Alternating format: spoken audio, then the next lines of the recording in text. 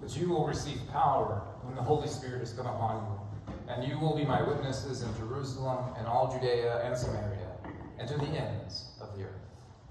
Please.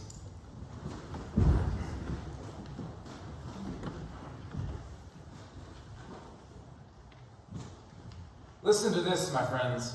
This is absolutely bonkers. That's the official theological priestly term I'm giving to it. Bonkers.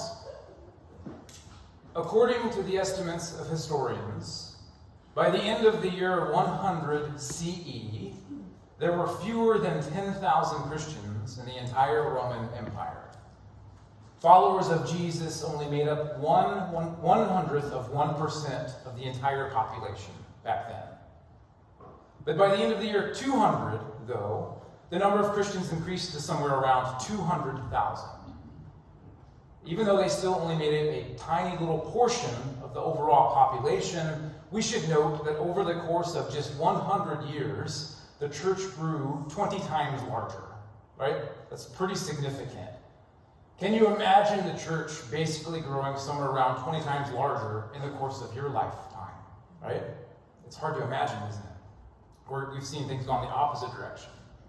If St. Paul's grew 20 times larger, we'd have somewhere around 900 people coming here every single Sunday. It's kind of crazy.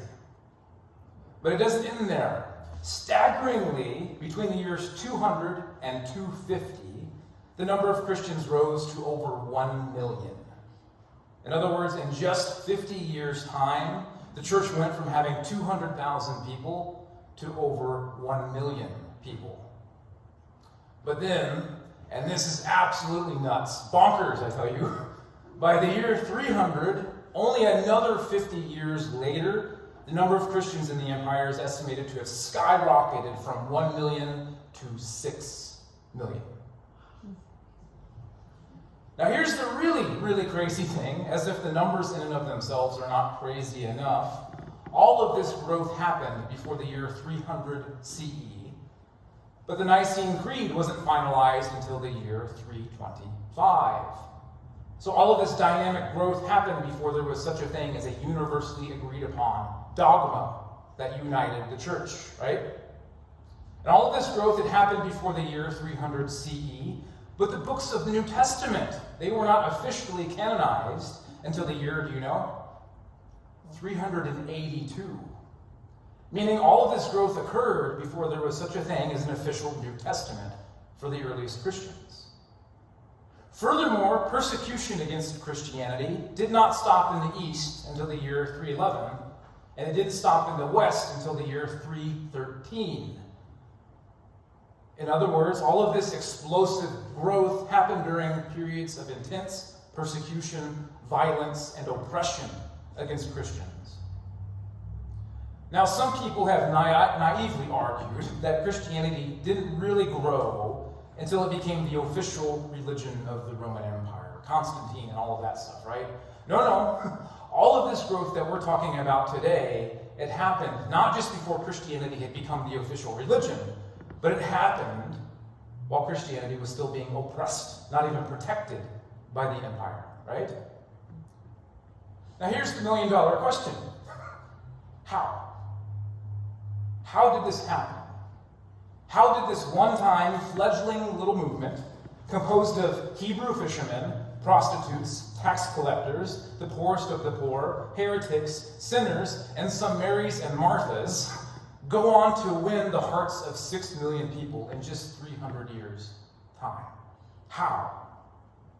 And let's not forget, my friends, that the original leader of this movement, Jesus, was crucified because those in power were once threatened by his little movement.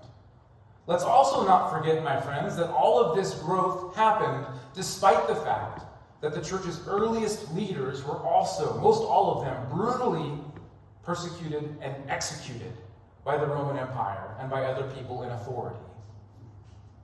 Stephen was stoned to death. Paul, he was beheaded. Peter was crucified upside down. Polycarp was burned at the stake, and then he was stabbed for good measure, as if the burning wasn't enough, right?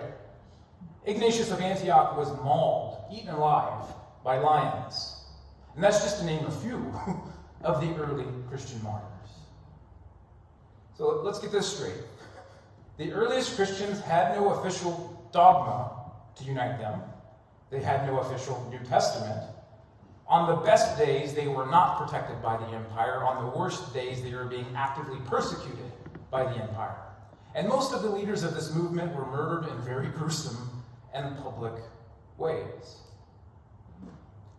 Yet history tells us very plainly the early church didn't just survive, it thrived, right?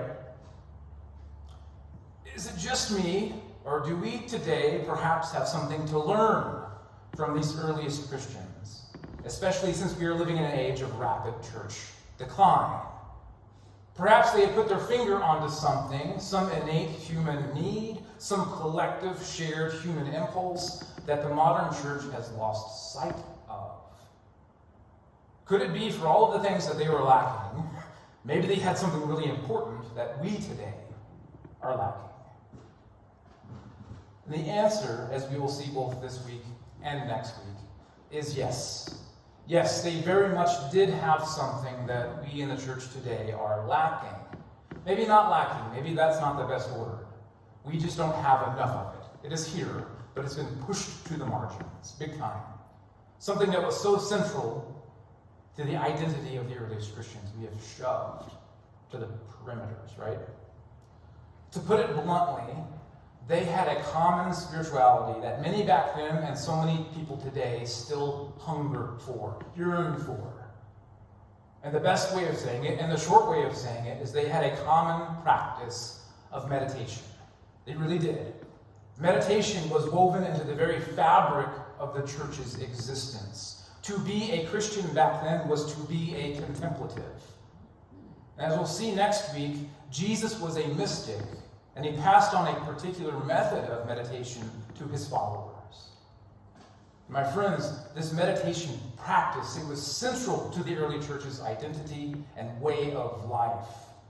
So much so that if, like St. Paul were to walk in, or St. Peter, or St. Ignatius of Antioch, or you name any number of them, would walk into any number of American churches today, they simply would not recognize the meditation-less religion that passes for so much Christianity today.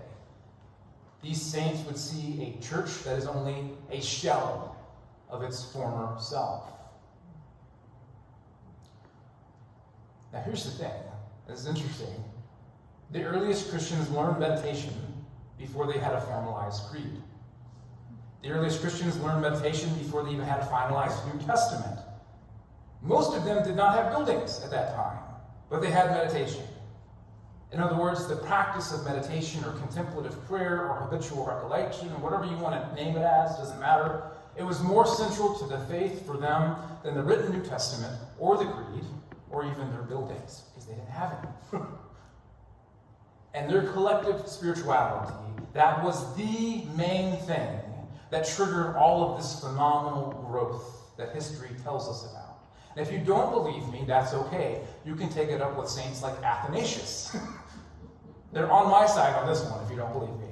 Listen to what Athanasius has to say about St. Anthony the Great, one of the early desert fathers. Just a little background. Anthony lived during the most dynamic time of the church's growth during those early years. But Anthony, he was not a preacher. He wasn't a missionary. He wasn't trying to proselytize people into the faith. He wasn't even trying to grow the church. That wasn't his main thing. He was just a simple monk who lived a good chunk of his life alone in the solitude of the desert. But listen to how Athanasius describes Anthony's impact. He said that Anthony's fame had been blazoned everywhere, and all sorts of people regarded him with wonder. Even people who had never met him before, after hearing about him, desired to meet him. They longed to meet him. Athanasius writes, everywhere from Spain to Gaul, from Rome to Africa, people are talking about this man who lives hidden away in a desert mountain. What could there possibly be to talk about there? It's a guy living out on a mountain in a desert, right?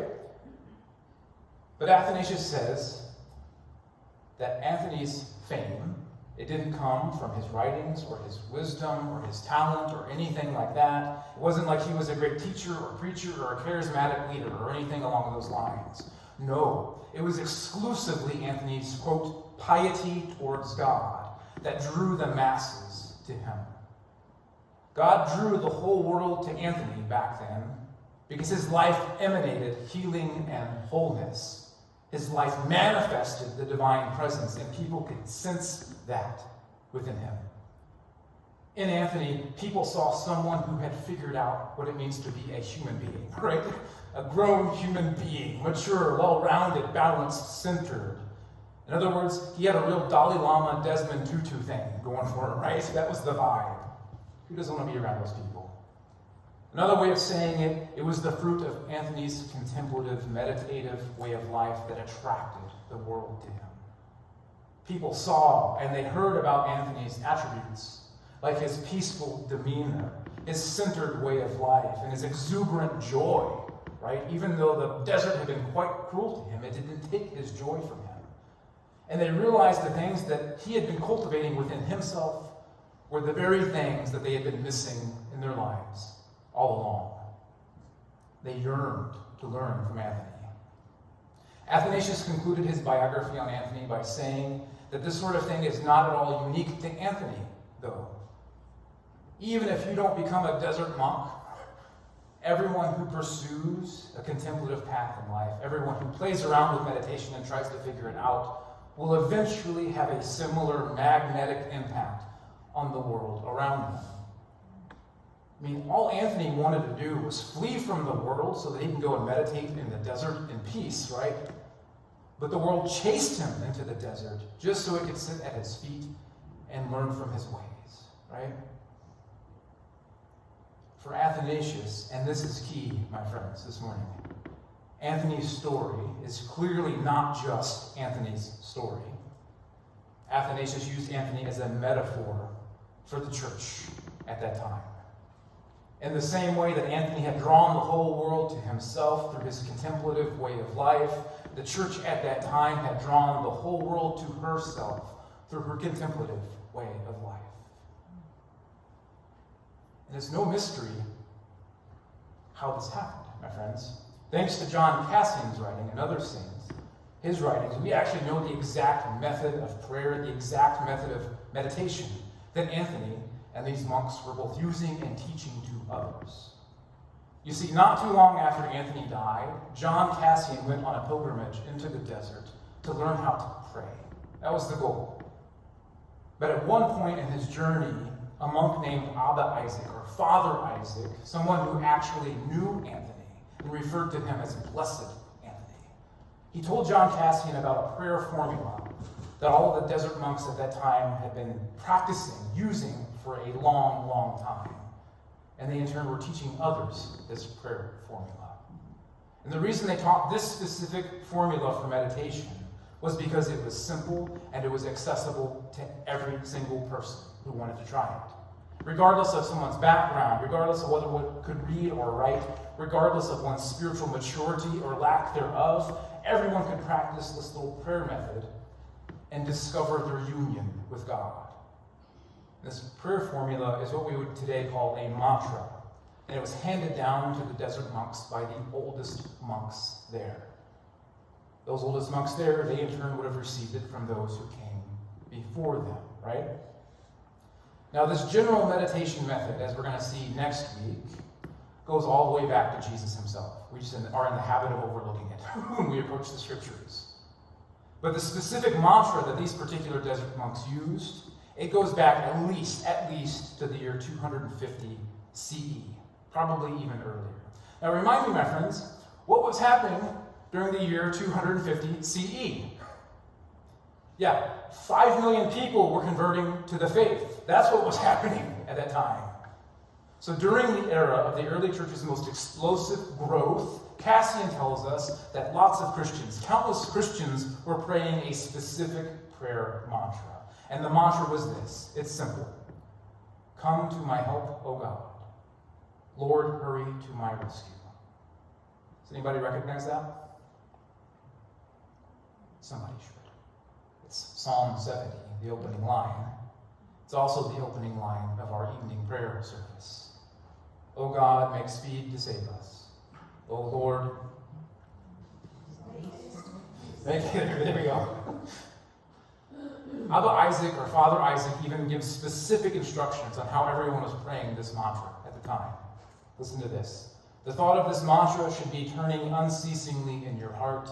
Never cease to recite it in whatever task or service or journey you find yourself on. Think upon it as you sleep, as you eat, as you submit to the most basic demands of nature. You can interpret that one. This heartfelt thought will prove to be a formula of salvation for you. In other words, recite this mantra and trust that not only will it be a divine therapy for you, but through this mantra, God will empower you to become a healing presence to those around you. O God, make speed to save us. O Lord, make haste to help us. My friends, early Christianity was nothing less than a wide-scale spiritual awakening, a contemplative awakening. It was nothing less than an outpouring of the Spirit. If we desire to see something similar, even a tiny fraction of that, right, during our lifetimes, we must do what the ancient Christians did. We must return to the center ourselves. We must ready ourselves, ready our hearts and our minds for the movement of the Spirit, not just around us, but within us, flowing out of us. We must awaken our slumbering minds to our union with the divine. We must use a mantra, use our meditation to knock on that door until that door is opened to us. We must return to the center, for that's where the ascended Christ who fills all things is. It's in the center. And these earliest Christians have shown us the way, my friends. Through the practice of meditation, whether you choose their specific mantra or not, or another formula, as long as you get to the point where you do less talking at God and more listening to God, right? That's the whole point of meditation. As long as we can get ourselves there, not only will we become the type of change that we want to see in the world, but we will become the type of change that everyone around us yearns to see in the world as well. Oh God, make speed to save us.